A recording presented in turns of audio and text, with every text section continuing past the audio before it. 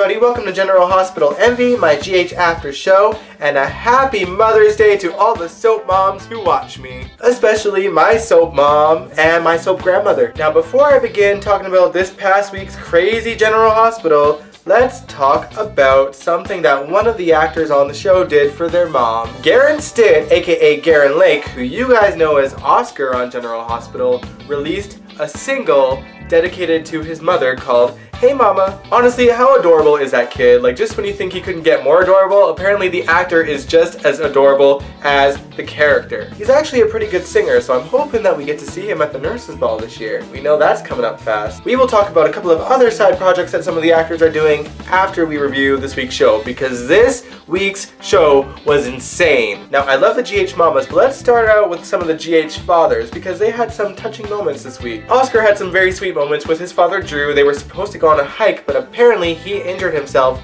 rehearsing for the Nurses Ball. So the two of them obviously didn't go on the hike, but they did have a good father-son talk about sex. Oscar and Jocelyn haven't reached that point yet, but he knows that it's a possibility in the future, and he wants to know what to prepare for.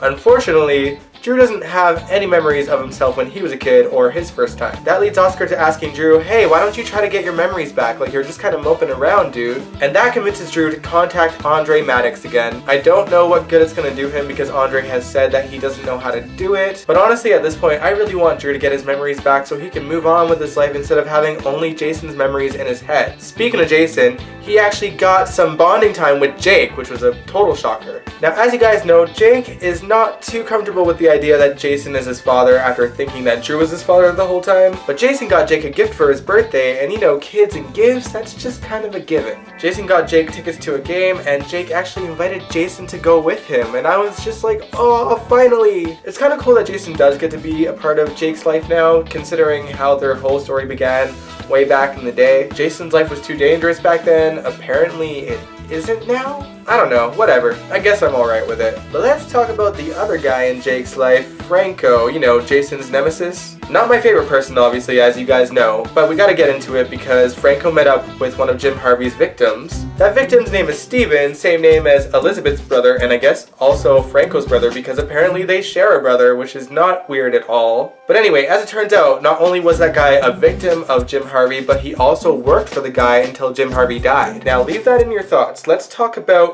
Charles Street. All the people on Charles Street still have no homes because of the earthquake that happened thanks to Jim Harvey, and they want to sue the city and the administration. Can't say I blame them. Meanwhile, Ned and Olivia are at the Metro Court trying to figure out ways to build Port Charles again with next to no money. Olivia's plan was to release this video promoting how great the town of Port Charles is. Now, I don't know about you guys, but if I were a citizen of Port Charles and I watched this video of Olivia Falconeri prancing around like a Price is Right lady, promoting a hospital building, a sandwich place, and the Metro Court where she works, I would be on the first plane out of Port Charles. What kind of video was that? Oh my god! That was terrible, but Ned loved it. Ned loved it, and that's probably why that wasn't gonna work out. And honestly, if that video got to air, I'm sure that Ned and Olivia would be laughed out of administration right away. Alexis does go to Ned and Olivia and tells them that the people of Charles Street want to sue Ned and the administration for what was done to their homes, and things get pretty heated. That is, until Franco shows up. Supposedly, Jim Harvey's victim inherited the company and all of its assets, and he donated it to the city of Port Charles as compensation. The city is saved, everyone shouts, and Alexis says, thanks to Franco. Laying it on a bit thick, writers. Even Franco himself said it was Steven. You guys, just stop trying to make Franco happen. He ain't happening, dude. Moving on. Now, did anyone else catch that Erica Kane mention from Maxie? Erica Kane, a legendary character from All My Children, you know, Susan Lucci. What do you guys think? Is there a possibility that Erica Kane will make an appearance in General Hospital? Truthfully, I feel like this could have been cool 10 years ago when Crimson first started with Maxie and Kate Howard and Lulu. At this point, not so much. But let me know how you guys feel about it. Do you want to see Erica Kane on General Hospital, at least for a brief appearance? Let me know. Now, before we get into the heavier stories of General Hospital this week, and we know that there are some pretty heavy stories going on, let's talk about Harrison Chase, alright? Lucy made her way into the PCPD to coerce Dante into performing at the Nurses Ball, which he never has, which is crazy to me. But he was saved because in the distance, Lucy could hear a man singing, and that man was Harrison Chase, who was only in a towel, showing off his beautiful, beautiful, beautiful, beautiful, beautiful body. Goddamn! But the way that he ends up performing at the nurse's ball is because Dante said that all of the PCPD people do it, which is a lie, and poor innocent Chase is getting caught up in a prank.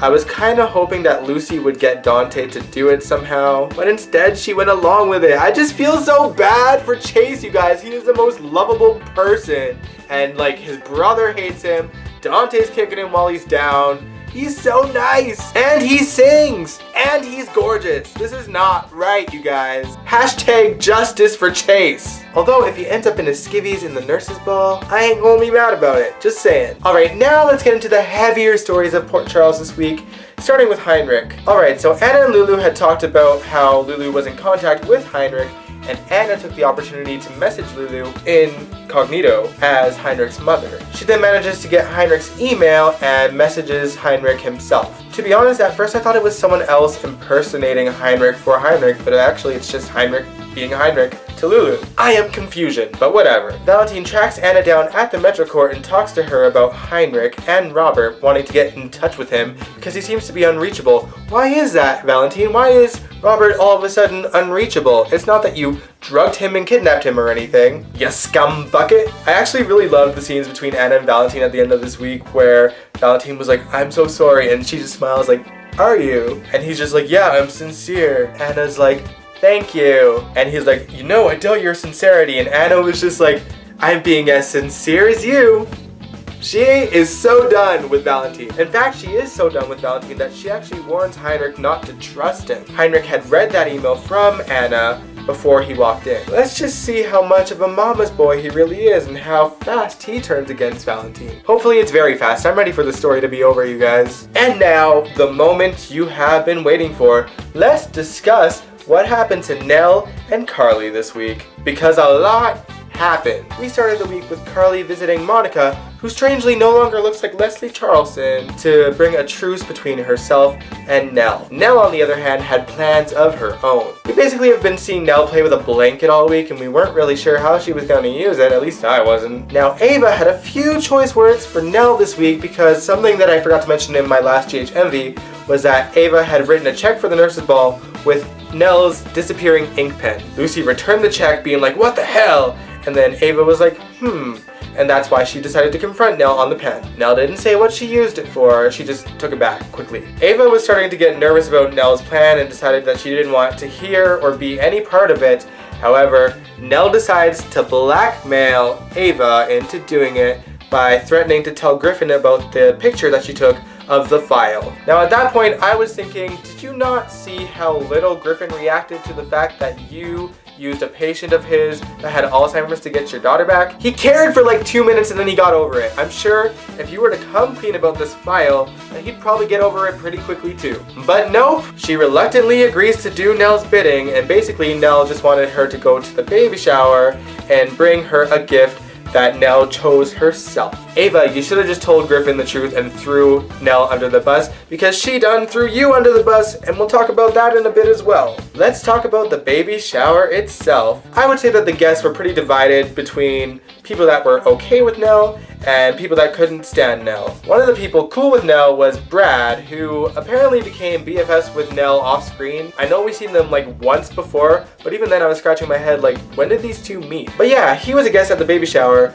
Lucas wasn't, but we did finally get to see Lucas and Brad together for the first time in over a year, the day before that baby shower. It's about damn time. I miss me some Brucus. I am super uncomfortable with the fact that Brad and Nelle are friends, because Brad had said in conversation that their baby should arrive the same time as Nelle's, and well, we'll talk about the end of this week, but at that point, before I knew what happened at the end of Friday's show, I was already scared for their baby. I was like, something's gonna happen and it's gonna involve Brad and Lucas's baby being used as her own. I'm sure of it. I'm still gonna call it at that point, although I'm also leaning towards something happening to Maxie's baby. It could go either way at this point. I think Maxie and Nelle are also due at the same time. 3 babies coming this way? I don't know. Alright, now continuing on about the baby shower, it was pretty awkward. just in general. Of course, Carly was very uncomfortable with trying to be nice to Nelle, but she tried to get her way through it. Unfortunately, that all went to hell in a handbasket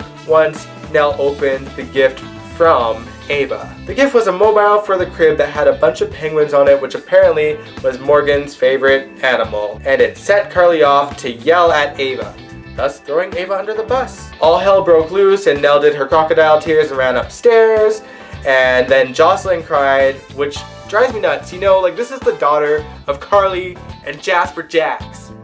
That daughter don't see what's going on with Nelle? With those parents? Are you kidding me? Oi!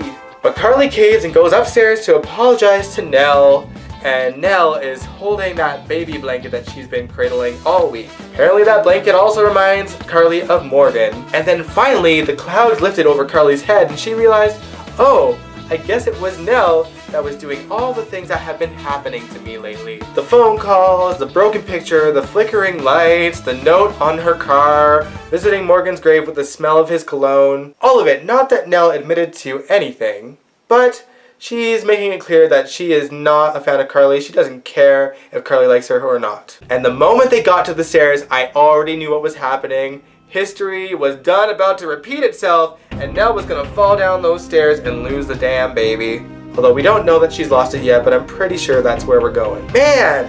Kudos, though, for the writers doing their homework on the history. Guess things have officially come full circle. But this does not look good for Carly whatsoever. Nelle may have finally gotten the up and up on Carly. I don't know how to feel about that. You know that a lot of people are going to think that Carly pushed Nelle down the stairs. On the plus side, Sonny isn't in town to call her crazy because he's busy digging up a body from 30 years ago. Except there was no body. Just a money clip. I have a disturbing feeling that maybe Mike dug up the body, and he just doesn't remember. Oh boy. And that was this week in Port Charles. It looks like things are starting to hit the fan, and we're about to get a decent sweeps. Hopefully. Alright, now before I end GHMV, let's talk about Lucas, because I can't get enough of the guy, and we barely see him on the show. But if you want to hear more from him, James Lott Jr. did a podcast with him that I will link in the description below. And then Lucas's mother Bobbie, aka Jackie Zeman, is hosting a show on TLC called Make This Place Your Home, and it airs June 23rd, so stay tuned.